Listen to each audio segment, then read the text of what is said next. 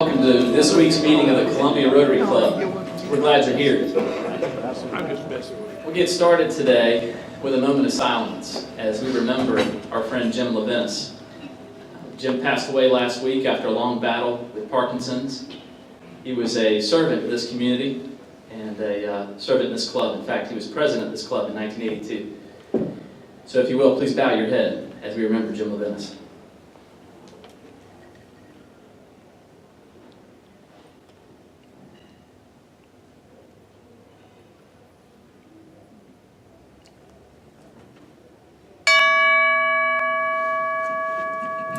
Now we'll sing the national anthem.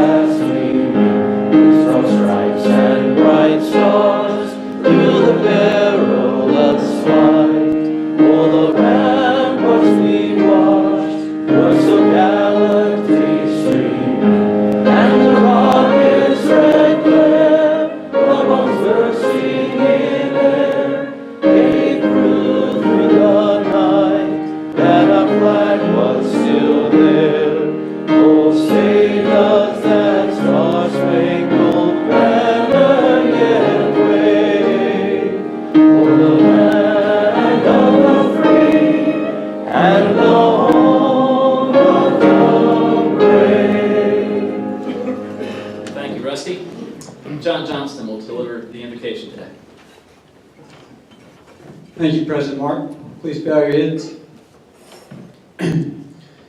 Lord, we come to you this morning thankful that we are able to fellowship and serve you, Lord, under the Rotary banner. Lord, we pray for this club as we approach our 100th year of service to the Columbia area. We pray for our club's leaders as we reflect on our past and plan for our future. Lord, we pray for today's elections for our club, that we elect leaders that are full of energy and full of a heart to serve you, Lord. Lord, we pray for the people of Paris, Lord. We pray that through tragedy, you can bring clarity, vision, and hope. Lord, we also pray for the Mulvaney family during this time of mourning, and this be used as a time to bring you closer to them.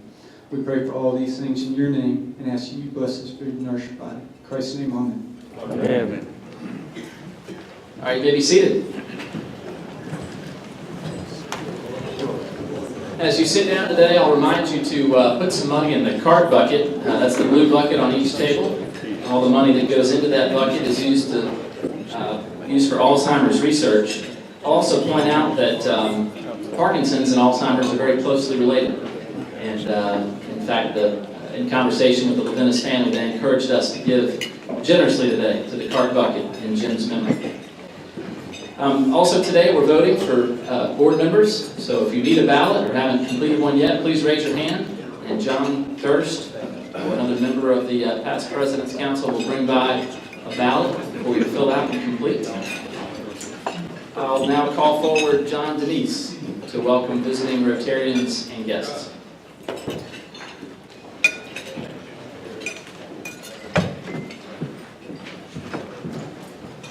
Thanks, President Mark. I'm actually filling in for Darren Thomas today, so I wasn't so sure about the order. So all of y'all tell Darren how tall and good looking he looks at Rotary today. From the out-of-town Rotarians, from the Capital City Club, although he's really from Chapin, we have Frank Brukowski. Frank, you can say it or wave. There he is. Okay. From Columbia East, we have Beaver Harding. There's Beaver.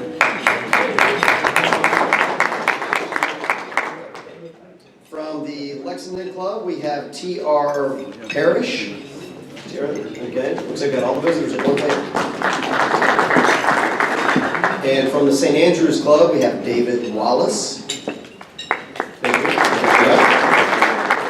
That's our visiting Rotarians from out of town. If you are a member of our club and you brought a guest with you, if you would please stand, and hopefully somebody will run around with a microphone and bring it to you, and you could introduce yourself and your guest, please. I'd like to introduce my guest, Bruce Holmes, my husband.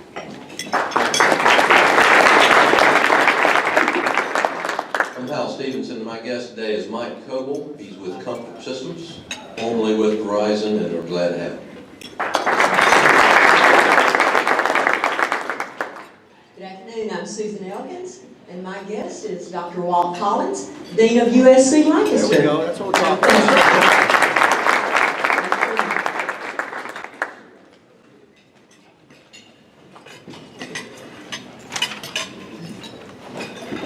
Hi, I'm Libby Gober, and I'm delighted to introduce my guest, Bud Murphy, who is my son.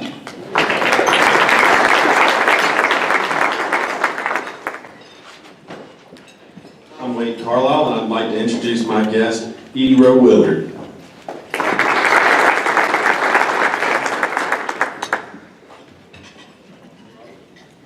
Good afternoon, I'm Holt Chetwood with Wells Fargo. I have two guests with me today. The first is Michael Schultz, who works in the private bank at Wells Fargo. Glad to have him with us.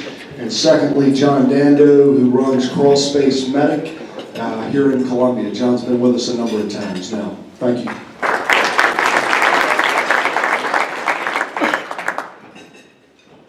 Good afternoon, I'm Brad Wright from the McNair Law Firm. I have Michael Weaver here with me today. He's also from the McNair Law Firm. All right, I believe that's all of our visitors and guests, so thank you all for coming out, and I hope you enjoy the program, and please come back and visit us again. And since I keep saying yes to these things, they ask me to volunteer, I'm going to take the moment of personal privilege and say, because Jack Sloan got me to be a team captain for the bell ringing, so I need bell ringers on December 17th at Greens. So everybody fill up their slots December 17th at Greens, so I'm finished. Thank you. Thank you, John. All right, Rex Wilson is here today to do health and happiness. I'll take a minute while Rex is on the way to have you pay attention. There's a lot going on in Columbia Rotary. So lots of announcements today, full agenda, and Rex is going to get us started with health and happiness.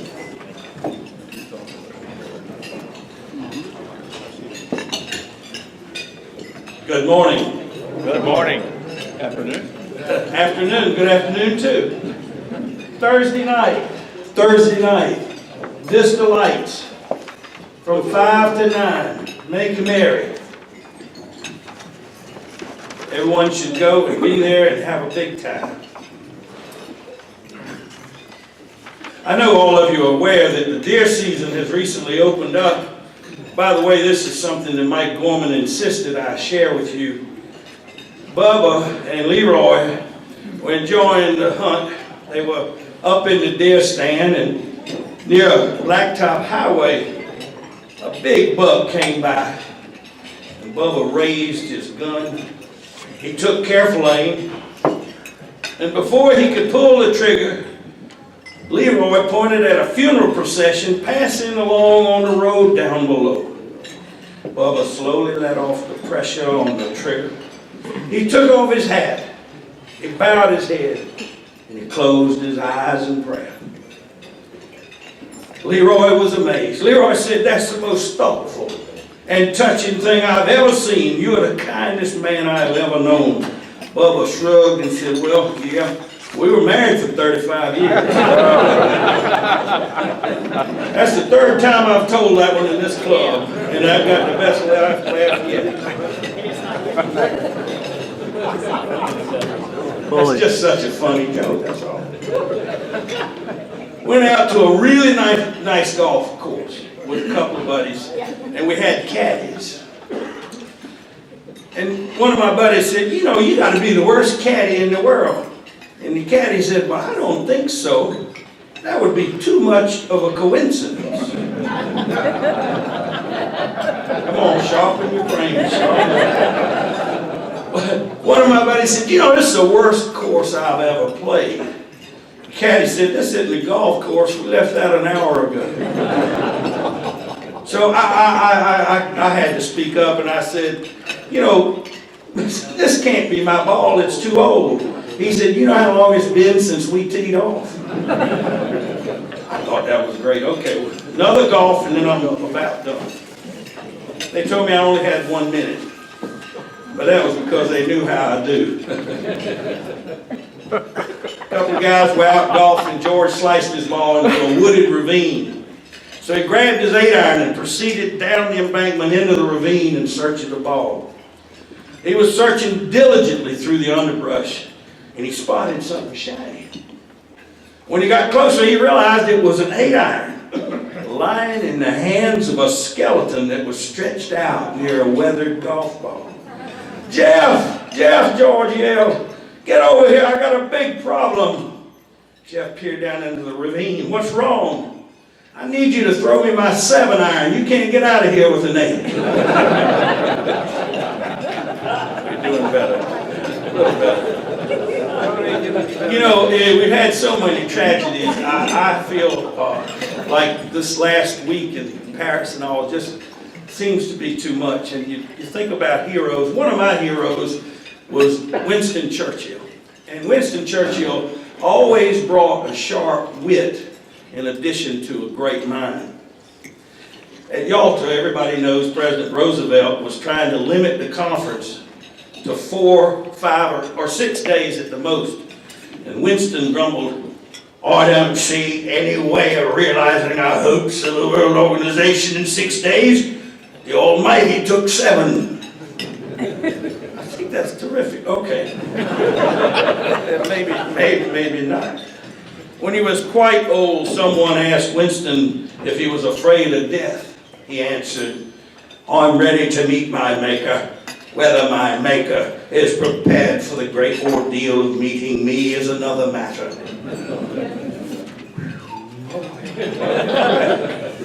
Maybe I'll come back. No, I'll finish. Come on now. Thank you. Help me here. Last one.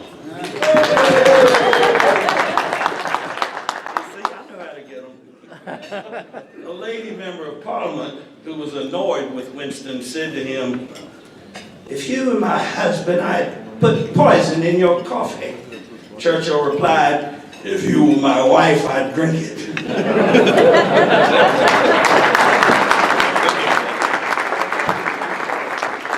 That's right, so you know how to get us started. Great job, as always. All right, we have an announcement from Jack Sloan on the bell ringing. And Jack, you can come forward. Well, thanks everyone. I just want to remind everybody the bell ringing starts this Friday. I mean, y'all, Christmas is almost here. It'll soon be Thanksgiving. So I'm contacting King Captains, and I appreciate the support I'm getting from a lot of people to be responsible for the days. But we really need everyone to sign up. There's only 150 slots total. We got 256 people, and we need to do this and raise $12,000 or more this year for Salvation Army. All right? Thank you.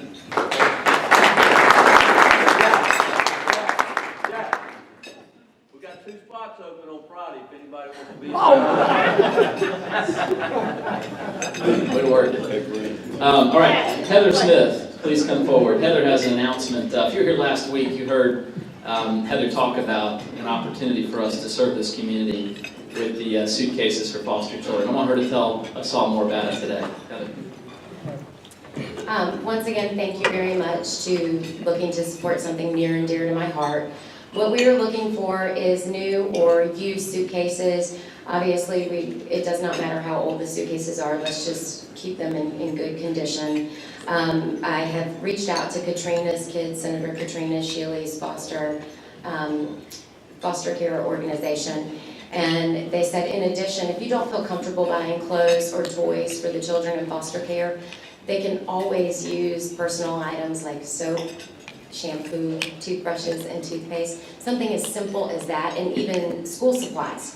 If you want to put that in a used suitcase or a new suitcase, that would be perfect. We're collecting all of the suitcases here December 7th. Senator Shealy will be here for a presentation. I've already secured a truck, so we'll take them to the location. I know we have a couple of members that are looking at doing donations for coats, and I greatly appreciate that as well. But Katrina will be here to accept it, and if you have any questions, please feel free to email me or give me a call.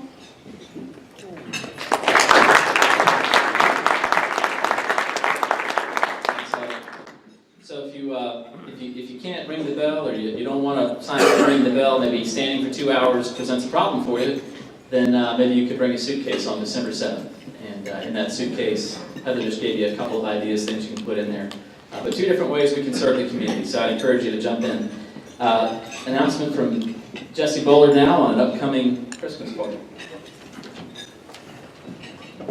Well, I'm not nearly as entertaining as Rex, but I hope to make up for it with this exciting announcement. We're going to have a Christmas party this year, December 14th, Monday evening. It'll be 5:30 to 7:30. It's going to be at the new Alumni Center in the presidential dining room upstairs. There's a really cool rooftop terrace that we'll be enjoying, and some great food and some beverage. Beer and wine will be served, and so we hope everybody can make it. There's a parking garage right beside the Alumni Center that is shared with the Hilton, so it's really easy to get in and out. And more details to come. There's definitely going to be some entertainment, possibly a jazz combo, and if you can't work that out, Robert Goins has promised to do a song and dance. Lots to be excited about. December 14th, 5:30 to 7:30. Hope everybody can join us.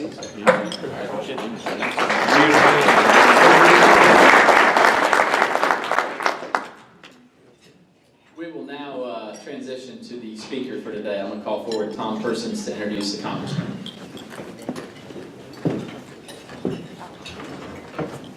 Thank you, Mr. President.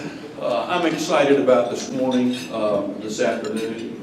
I was driving back with my daughter yesterday, and I was telling her what I was going to be doing at lunch. That was better than unloading the 21-foot U-Haul that we drove from the farm to Columbia. I said, I have an appointment at lunch tomorrow, so I can't help unload it.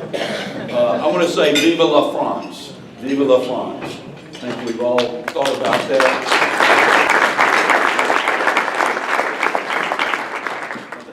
Glued to our TVs over the weekend, looking at the latest information and so forth, and it was absolutely incredible.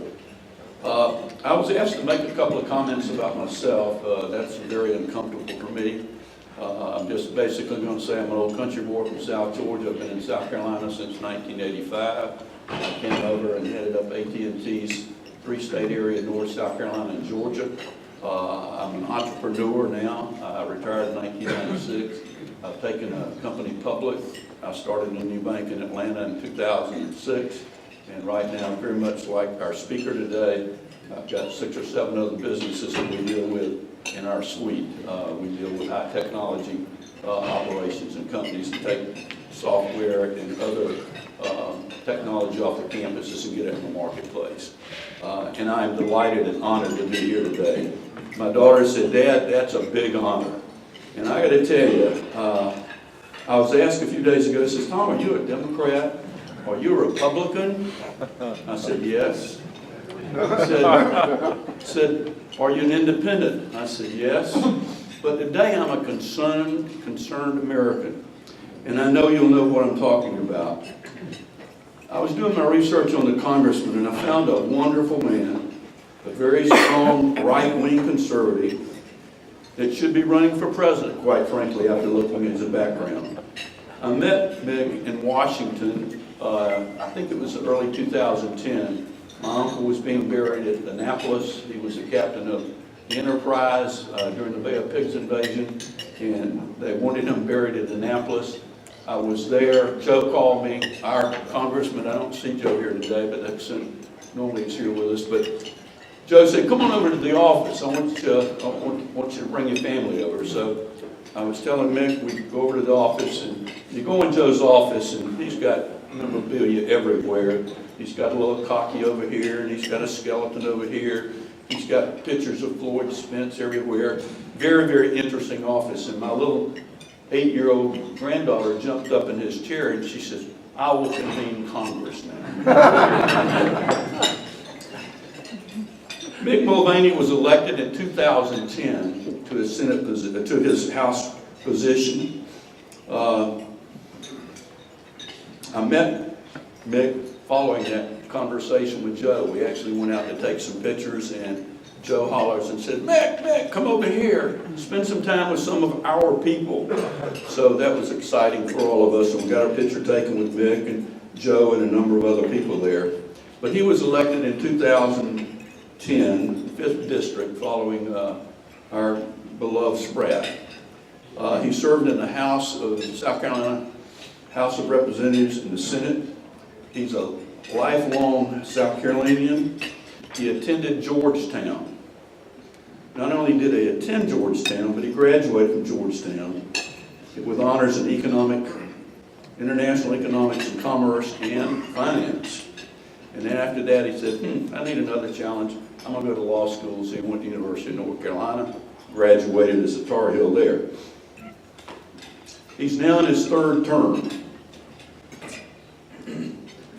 He also completed education at Harvard School, which is just up the river from where AT&T sent me one time, called MIT. He was at Harvard, up the Charles River now. Mick is, you look at people that graduated from Georgetown, and it's people like Pat Ewing, the Trump children, Bradley Cooper, who is my wife, kind of, I don't know what it is about him, Judge Scalia, Robert Gates, and somewhere in that distinguished list of graduates is our congressman. Mick is a serial entrepreneur. He has started 4 businesses. He's a lawyer. He's in real estate, home building. And he said, I want to have a good restaurant, so he started his own restaurant. He does a little preaching every once in a while in the college because he's a lecturer at school. He currently serves on the House Finance Committee, the House Oversight and Government Reform Committee, and he previously served on both the Small Business and Budget Committee. He believes in vouchers for schools and school choice, the right to own guns, and keeping God in the public. He believes strongly in faith, freedom, and family. He's a Rotarian. He's married to the beautiful Pam West. His hobbies are gardening, golf, and I understand, Mick, from some of your golf partners, they say you ought to be playing a little bit more. I don't know what that means. He has 3 children, all of which have the same birthday. Let me introduce you to our Congressman, Mick Mulvaney.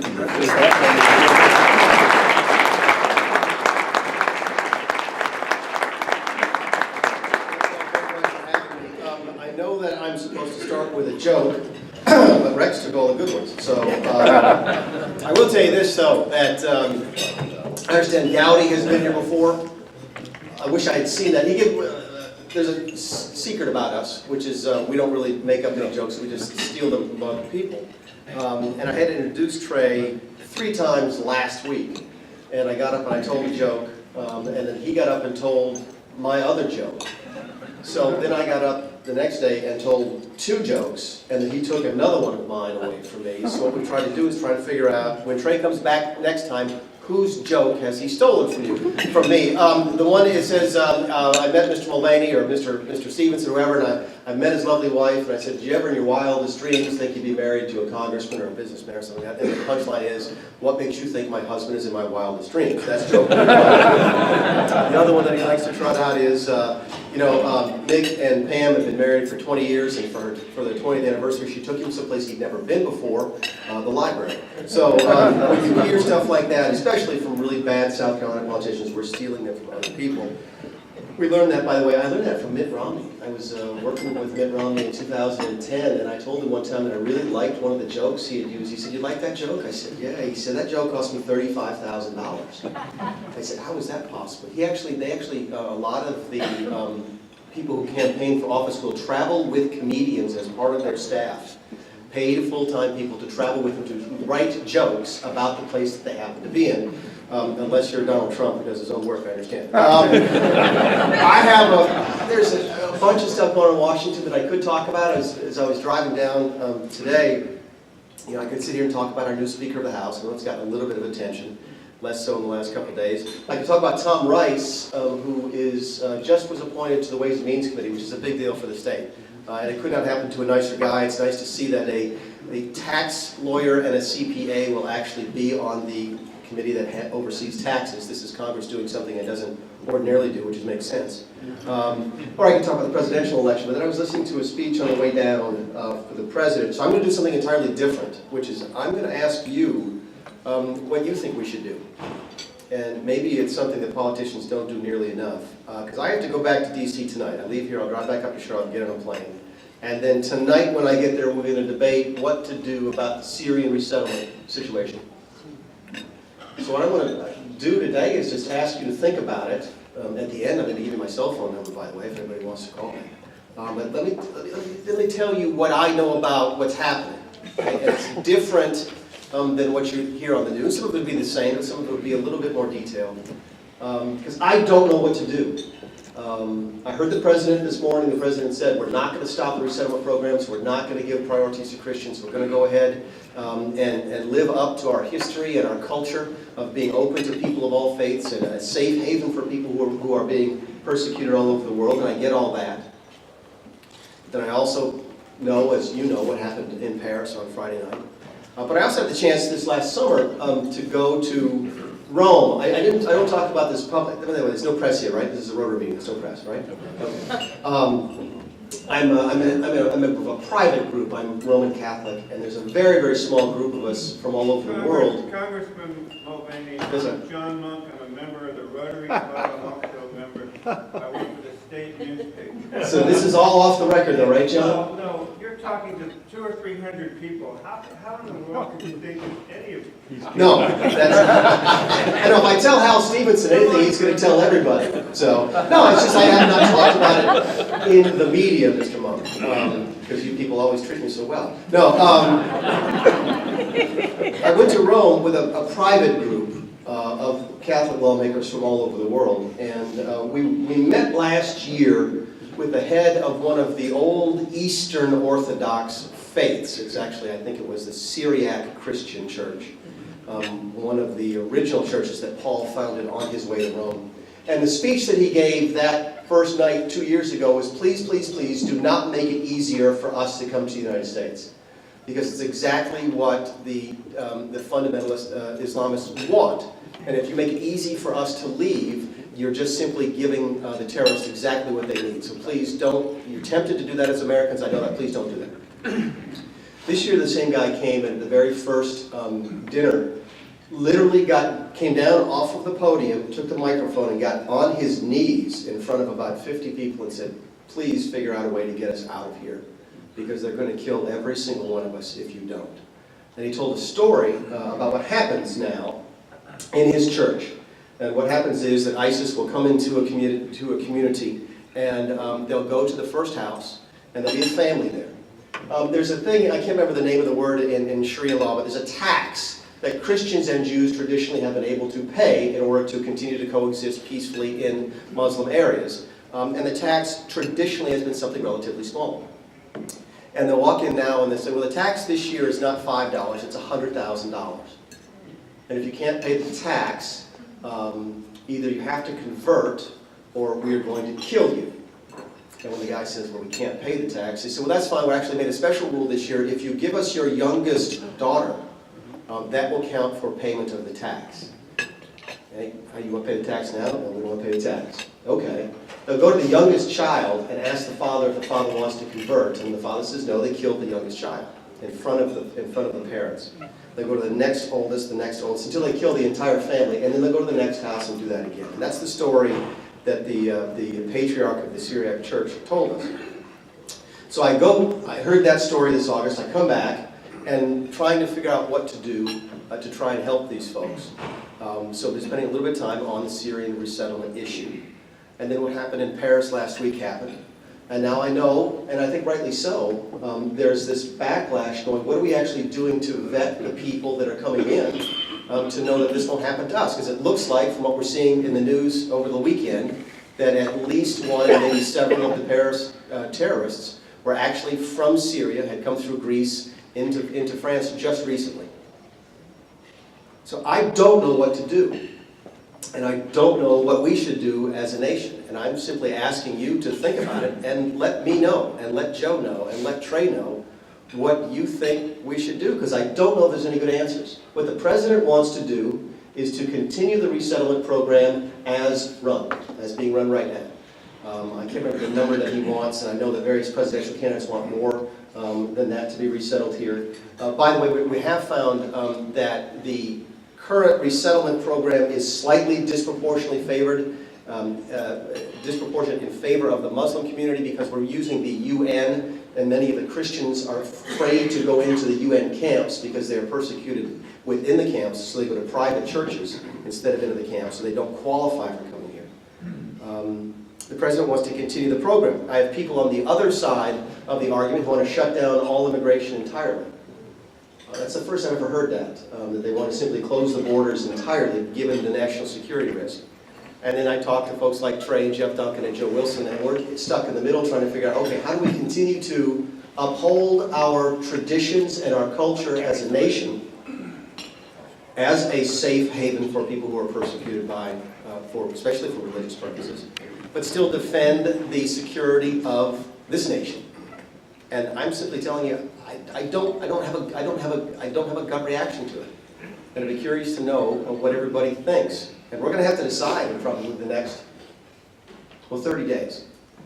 Because we will have a bill that passes on or before December 11th that will fund the government for the rest of the year. And that will be the piece of legislation that deals with this Syrian resettlement issue. So I guess the options are this. We do what the president wants to, and we continue the program as planned.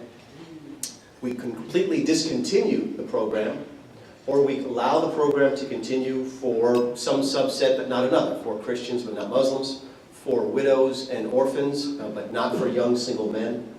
I don't know what the answer is, and I'm not, maybe you're not comfortable seeing a politician getting up and speaking to you in public and saying that he doesn't know what to do, but I'm sort of looking for help on this one because my gut doesn't tell me exactly the best thing to do. By the way, my cell phone number is 803-246-1001. That's really this number. 803-246-1001. I also have Lindsay's cell phone number if you'd like to have it. And as Lindsay does, I have Donald Trump's cell phone number, which I thought was hysterical. When Trump gave out Lindsay's cell phone number, why Lindsay just didn't give out Trump's number made no sense to me. That was a very strange thing I saw, by the way. Trump was speaking in Anderson, South Carolina a few weeks back, and he was being his usual bombastic self. And I hate to beat up on Trump because, he's fun to watch. And he's like, he's talking about the debates. There's a bunch of people who aren't going to be on the stage. There's a bunch of people who registered at 0%. You guys have got you've got a senator here. I can't remember his name, Lindsey something or other. Lindsey Graham at 0%. I don't know him. I met him one time. Don't know who he is, but he shouldn't be on the debate. And I'm sitting here watching this guy going, I have been playing golf with Lindsey Graham when Donald Trump has called him on the cell phone to ask him if he wants to go play golf. These people are friends. And for Trump to get up on stage and say that he's only met Lindsey once was one of those things that makes me pull my hair out about politicians, which is why I have a little bit left. But it's still better than Trey's. Thank you very much. There was an article in one of the Inside the Beltway newspapers about Trey, right when the Benghazi thing started, and it was titled, "A Man with the Most Mysterious Hair in Washington." There were 12 different pictures of 12 different haircuts that Trey had worn out in public, and they actually named them. There was the Gordon Gecko, there was a bunch of different names. And Trey and I were sitting together on the floor later that day, and he's like, "Did you see that article today?" I said, "Yeah, I did see that article." He goes, "Did you see those photographs?" I said, "Trey, see them? How do you think they got them?"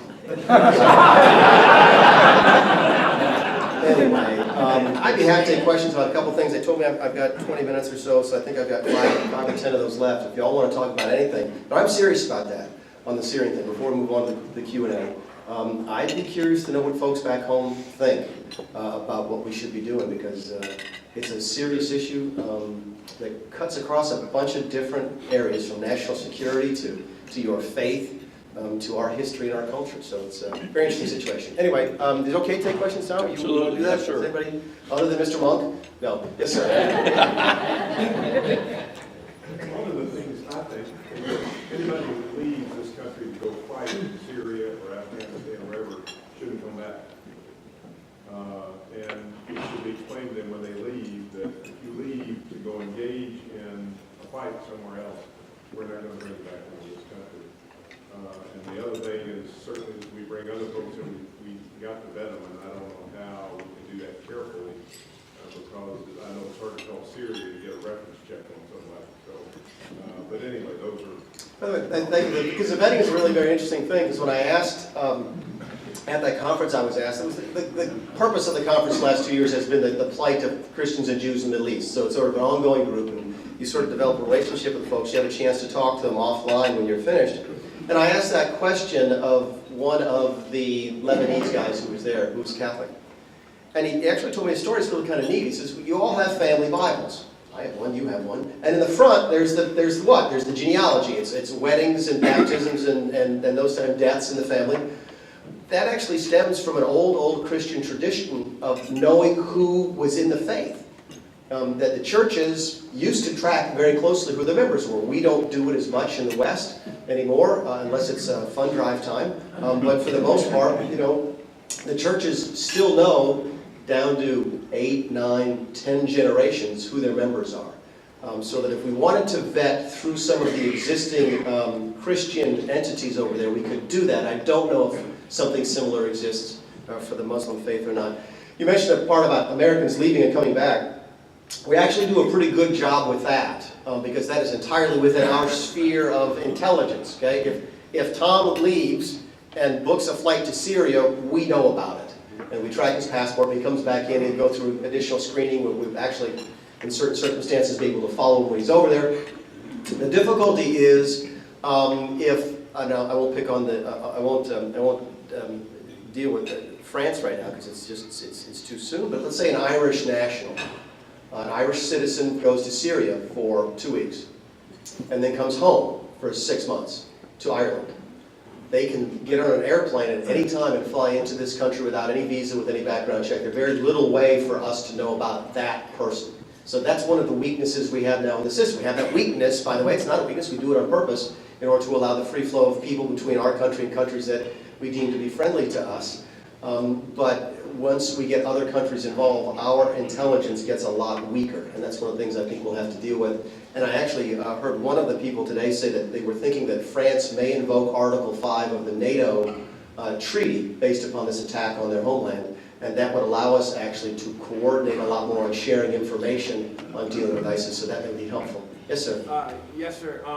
In the past couple of weeks, there's been a lot of lawlessness on a lot of college campuses, particularly in Missouri. I heard this morning on the radio that a group of students walked into a public area at Dartmouth, for instance, and they were chanting Black Lives Matter, and everybody was supposed to stand up and yell this. And students who were remained sitting, they were grabbed from their chairs and yanked up and enforced to chant this. Well, I also saw that there's a group of students over at USC who was issued a list of demands from the president of the university to include, transgender bathrooms and all this at Carolina. So it looks like it's coming here.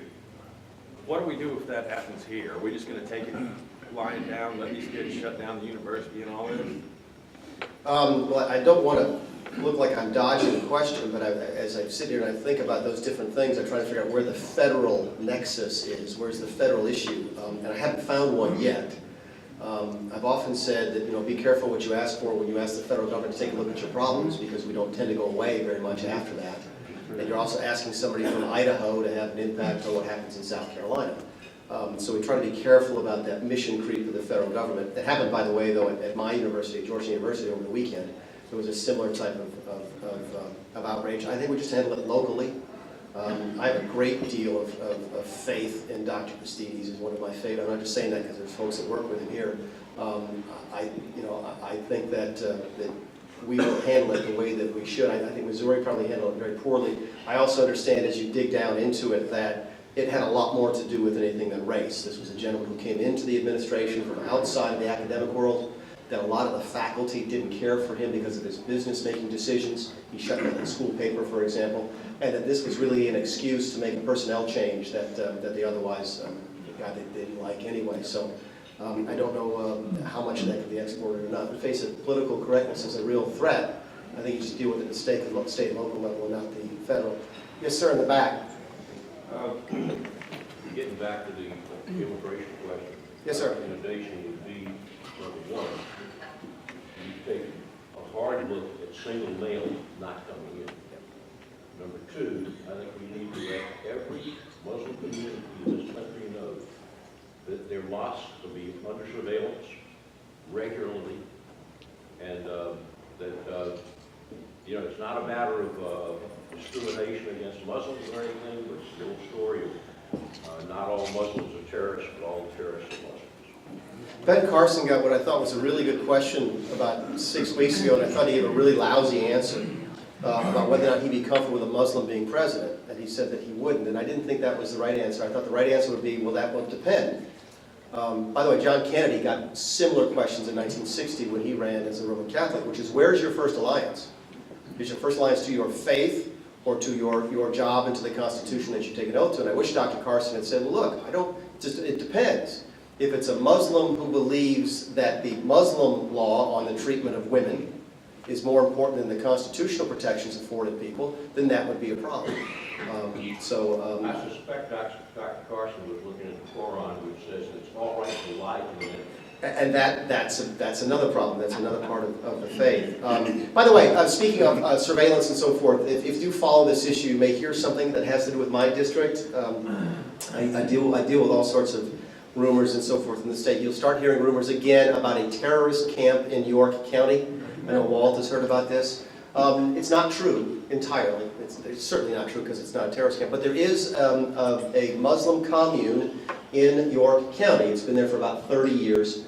And people have tried to portray it as a terrorist camp. It's simply not the case. I've talked to the sheriff several times. He says they keep a close eye on it, but they've never had a single complaint about it.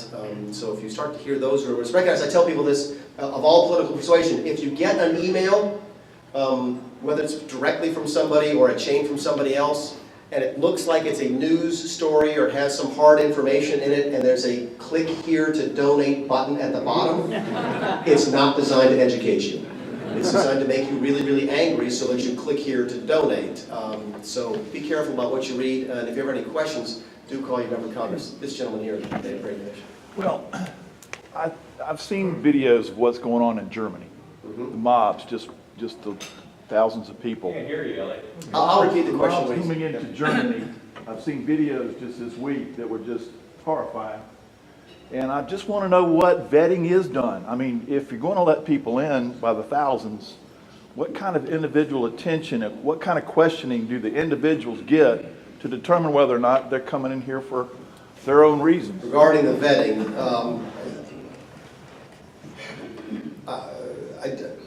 as of 3 hours ago, I thought that we all acknowledged that the vetting process was pretty weak. But then I was listening to the president give a speech, and he said he was completely comfortable with the vetting that is being done. What I had heard last week was that we had subcontracted a lot of it out to the United Nations.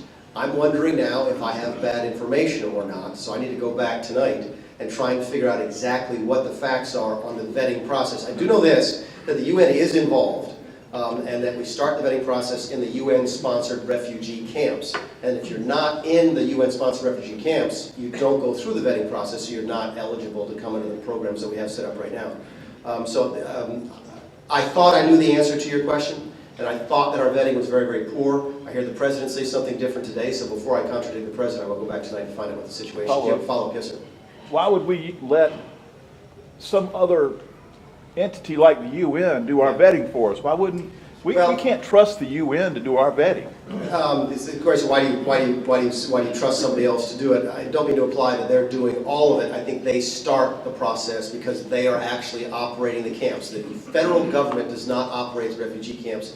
The UN is doing that, and they have a system in place to try and start the vetting. Where we get involved is where I thought I knew the answer as of 3 hours ago, and now that I don't. Yes, sir. We supposedly have a lot of allies in the Middle East, and most of these countries are Muslim. It would seem that they ought to take in the Muslim refugees. Never understood it.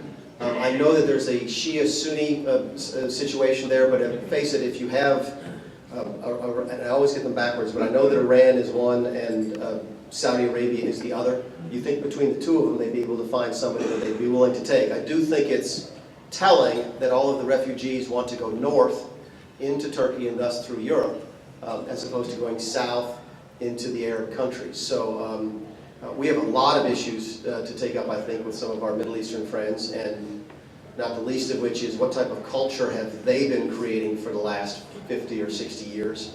By the way, it's not, when you get the emails, the ones that are true and not true, the one about that some of the Saudi textbooks used to teach that Jews were subhuman and close to animals is actually true.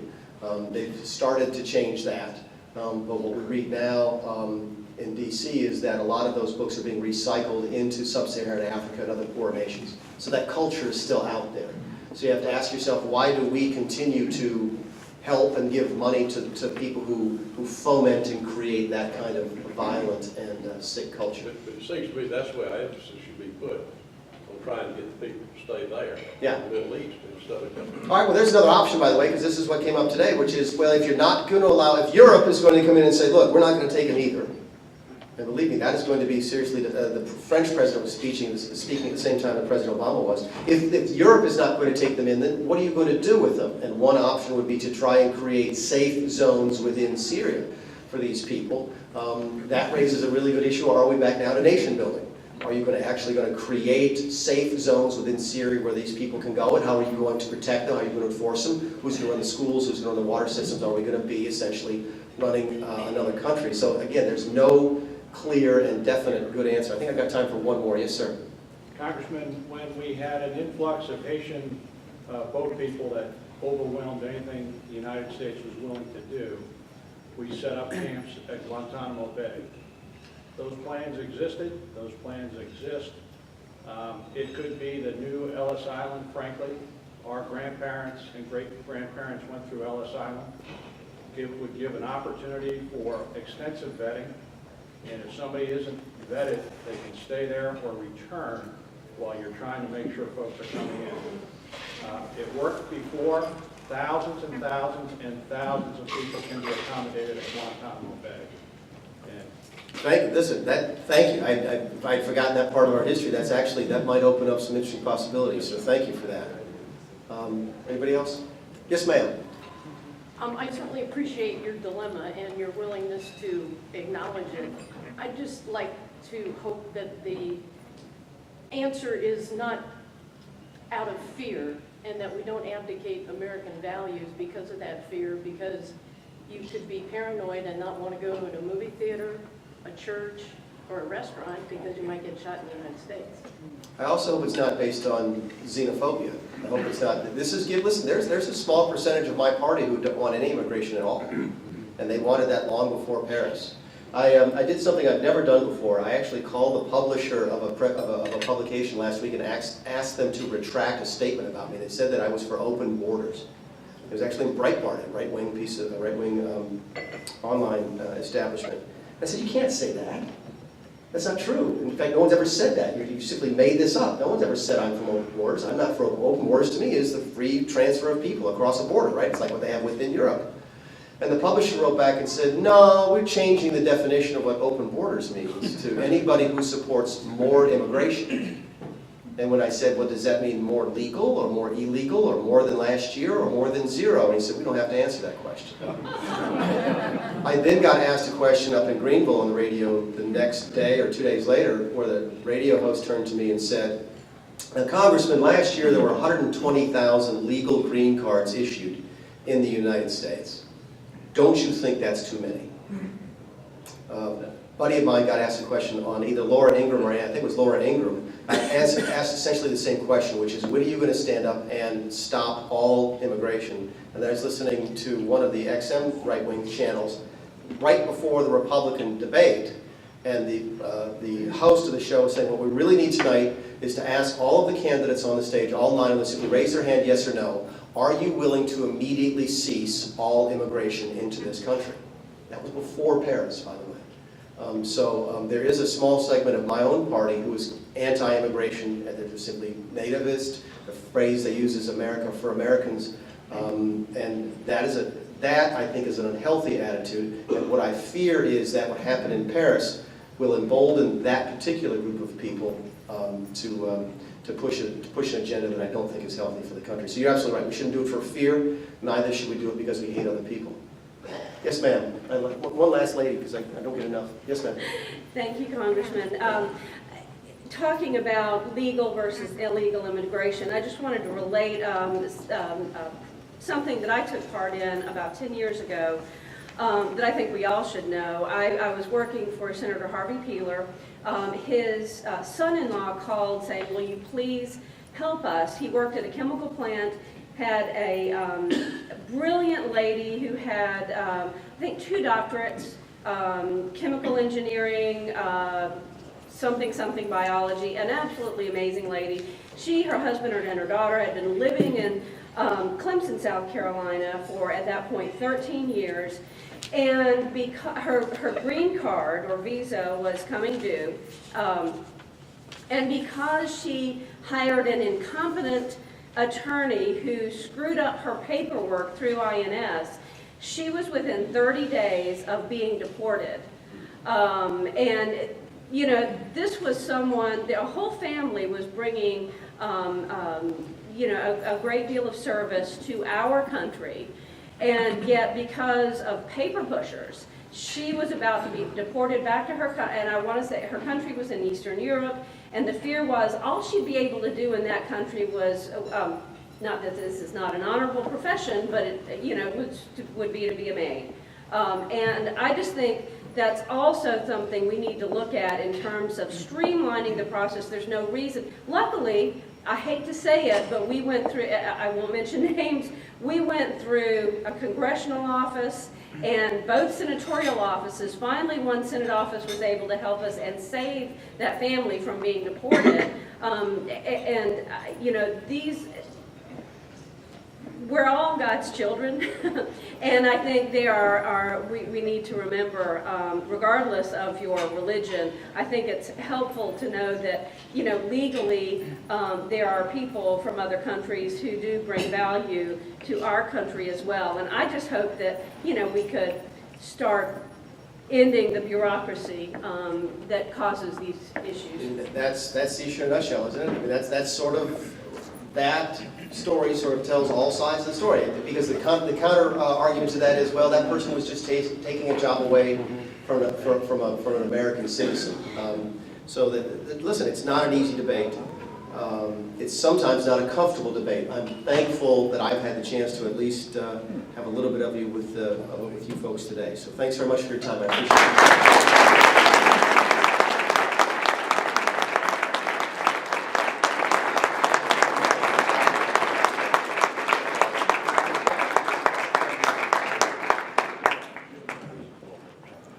Thank you, Congressman. He'll be able to stick around for a few minutes if you'd like to come meet the Congressman right here after the meeting. Before we adjourn, I want to call forward Glenn Ward.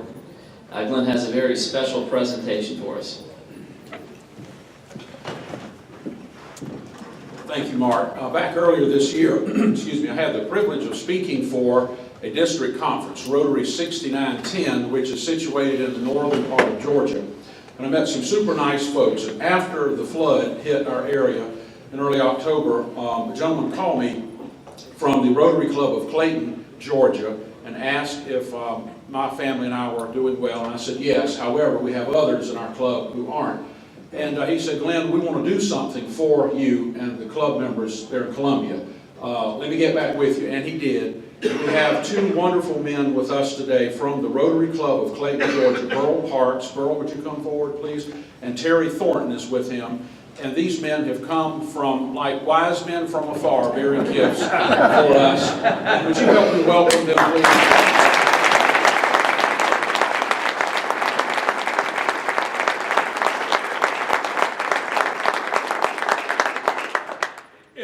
Man had a trip like we've had this morning, I don't know what would have happened. If there was one turn to be made, we made it. I apologize for showing up late. I came to you today to tell you that we're part of your minority. Your minority is you've been hit by a flood. Terry Thornton and I are from Albany, Georgia, and we have one other member that called. And Albany, Georgia was hit in 1994 by a flood similar to what you had here. I watched houses float down the river. I can tell you all kind of horrible stories.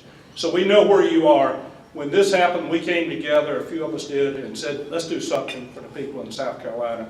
And we have, thanks to our club the citizens of Raven County and our Interact Club. And the Interact Club went out to the football games and walked around with buckets collecting donations. We're proud to present you this check. We know that Rotary will spend it the right way. One of the questions we were asking our club, if we give this to a charitable organization, will it go to the people? And you know, as we know, giving it to the Rotary Club, you will take care of it. We wish you the best of luck. Thank you.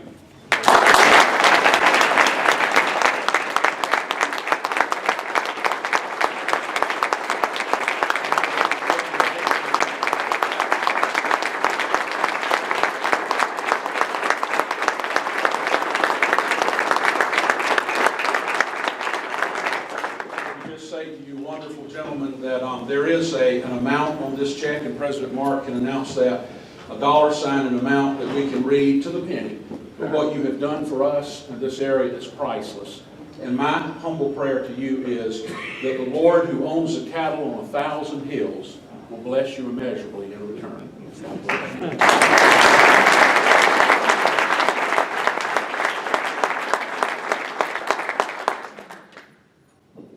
The check is over $3,000.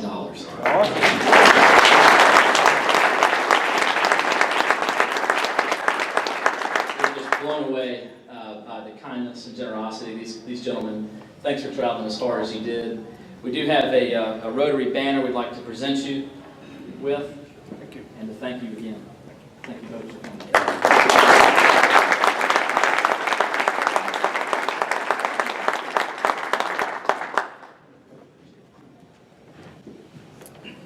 Okay, I'll call on President-elect John Backus to tell us what's coming up.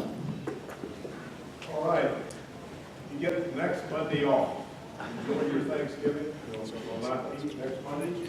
The following Monday, we have Katie Dawson. Katie is former state Republican chairman. He's been very active in the Republican Party nationally.